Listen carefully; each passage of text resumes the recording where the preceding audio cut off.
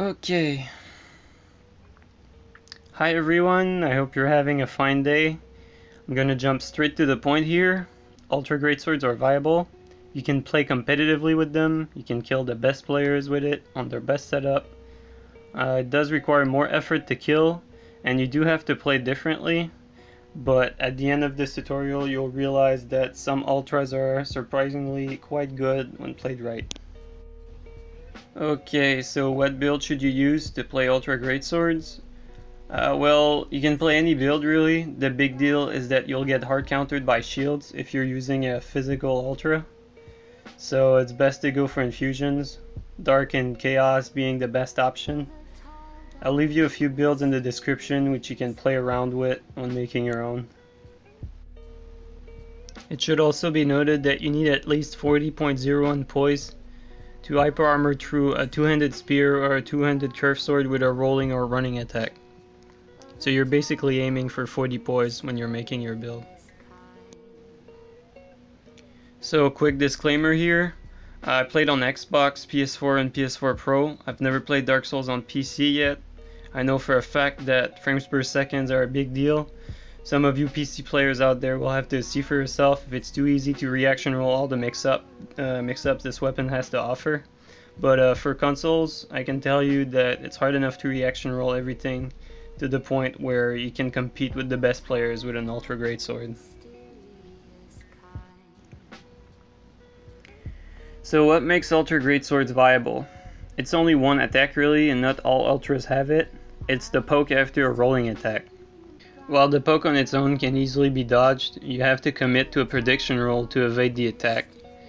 So when an Ultra Greatsword user rolls close to you, you roll away to not get hit by the rolling poke. So this is where the fun starts.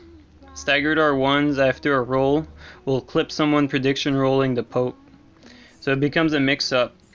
After a roll you can either do a rolling attack or a staggered R1. If your opponent predicts a staggered R1, he'll most likely get hit by the rolling poke because it's too fast to reaction roll, and vice versa. You can also throw a staggered R2 after a roll to make your opponent second guess even more.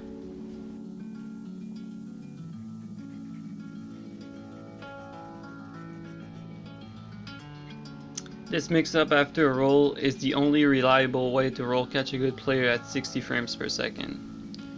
Everything that you should do during a fight should be with the intent to set up this rolling mix-up next to your opponent. While the concept is simple, it's much harder to pull off in a real fight, especially against a good opponent using a fast weapon. On good latency, fast weapons like daggers, curved swords, and thrusting swords will reliably interrupt any Ultra Greatsword's rolling attack attempt by simply reaction R1.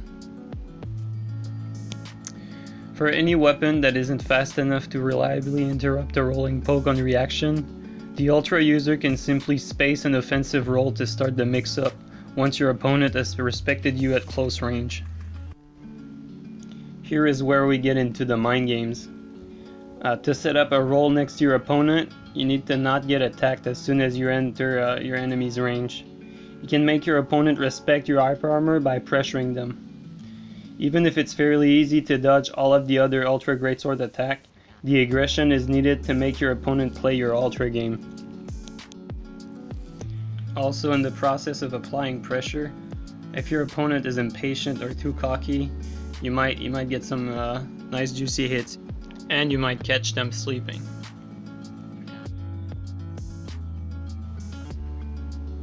On the topic of aggression, it goes without saying that you can't play passive with an Ultra, simply because you can't whiff punish. You might be able to pull off a rolling poke mix-up while on the defensive here and there, but that's about it. Curved sword user would try to pressure you to roll catch you, and then like you roll away. Like, you know, that's a good advice. Now, I haven't talked about how to deal with meta such as curved swords and company yet, but before going into the specifics, let's talk about what you should not do in general when using an Ultra Greatsword. The number one mistake people make is to whiff an R1, or even worse, whiffing two R1s. This applies to all slower weapons really. Never whiff an R1, you'll get spaced and punished. Attacks with Shockwave can bail you out, but you're better off only attacking at a distance where your opponent has no other choice but to roll.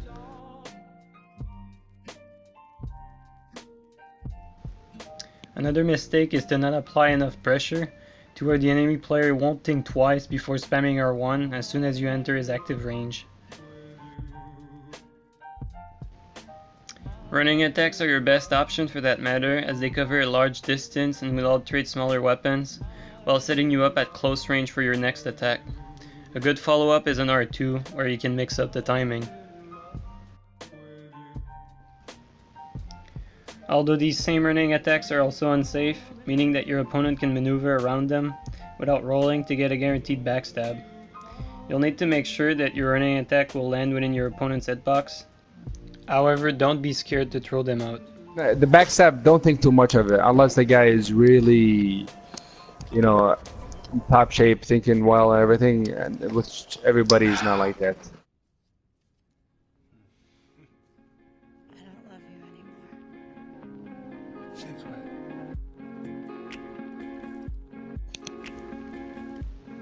Sometimes going for a backstab attempt yourself can be good to set up a roll catch or to catch your enemy sleeping.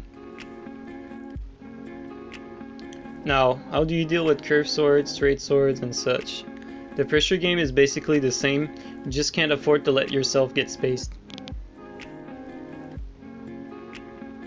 The big difference is that it's very hard to set up a roll mix-up against a good reactive player because he'll be ready to roll catch you as soon as you get in his range. Therefore, it's better to put more emphasis on the pressure game. You can do so by using an offhand faster weapon that will act as a mix-up tool. Go for a few running attack with your Ultra, then change it up and R1 with your offhand fast weapon as soon as you get in range. Make your opponent second guess your next move, and keep forcing him to respect your hyper armor.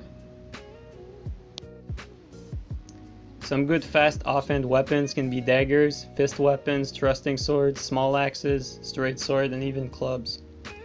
Only the R1 from the club will true combo with a follow-up R1 from the Ultra. Remember though, your main source of damage is the Ultra. Always look for the roll mix-up. See that's good. That's a good video. That's good right there. This is very important, and this is where a lot of players fall short. Proceed to roll after any attack that you connect that cannot be true comboed to another Ultra Greatsword hit. This means you should forward roll on your enemy after you connect any attack, an R2, running attack, rolling attack, even an R1 if the other R1 is out of range. What is it you want, Barry? What do you want? You want the moon? Just say the word and I'll throw a lasso. This is how you keep the pressure on, and this becomes a very scary place for your opponent as they have to guess everything coming their way. Watch out for backstabs.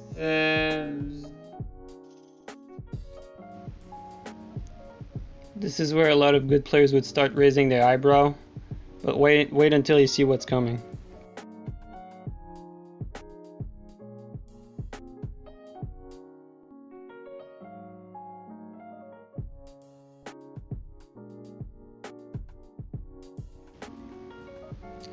The two-handed Lothric Ultra Greatsword, the Farron Ultra Greatsword, the Fume Ultra Greatsword, and a few other Ultras have early hyper armors on their roll, which make them safe to forward roll after you land any two-handed hit.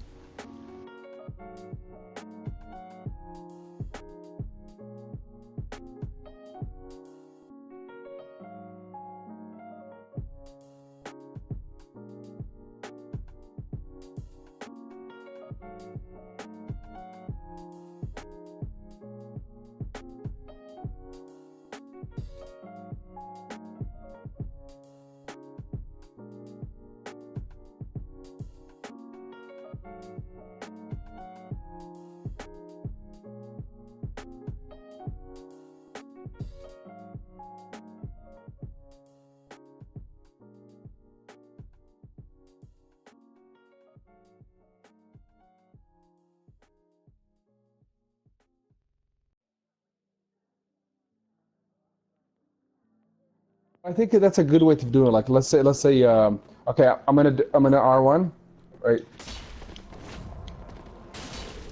I can delay a little. You notice what I did there? I did an R1 right away. Here. I'm just waiting for a brief.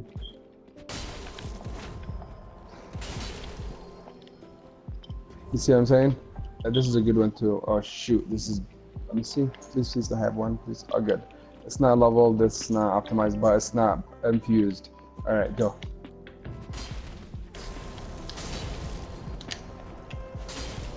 That. You know what I mean? Oh, this is the tip for people who want to use this weapon right here. So the recovery of this weapon art is exactly what we wanted. You know what I mean? What it's supposed to be like if it was good.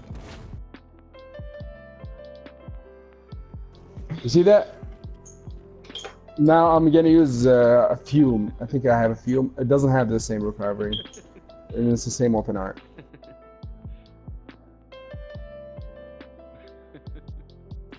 It's actually really good. You know what? How I use this one right here? I'll show you. This is good. So let me get an R1 on you. All right, and you spam roll after R1.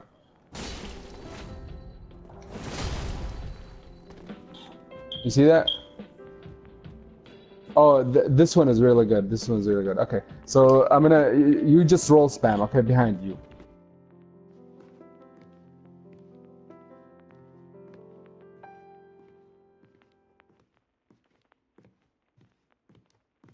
This is good. Like,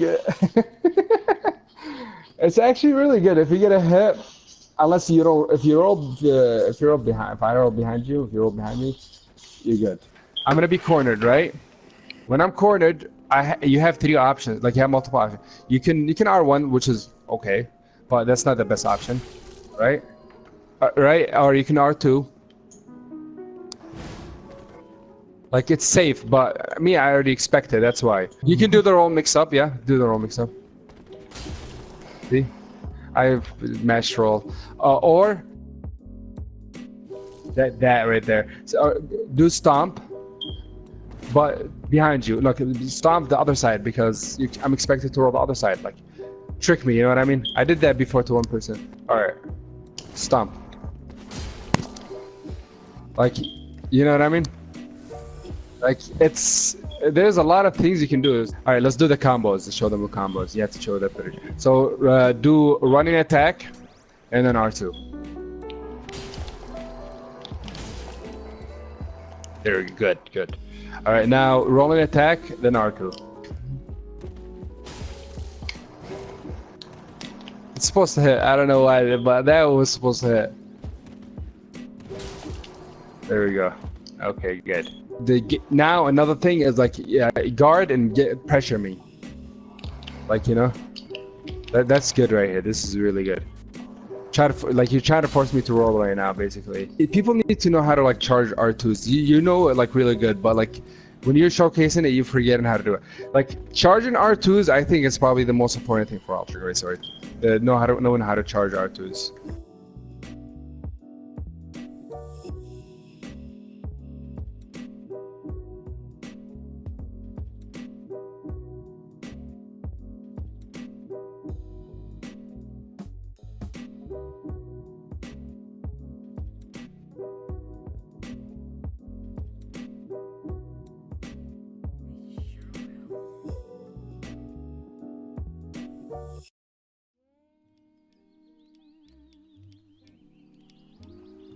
This couldn't happen again.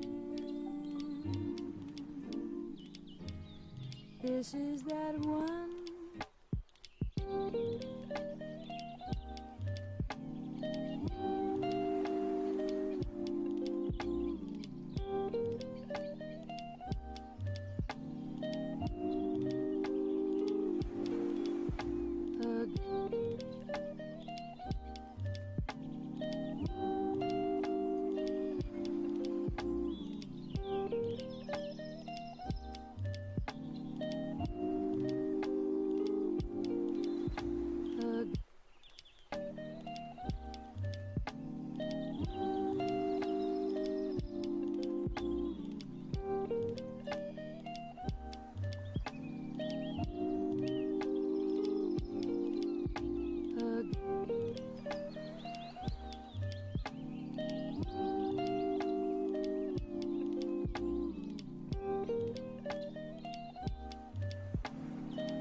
Charging R2s, I think, is probably the most important thing for Ultra Greatsword.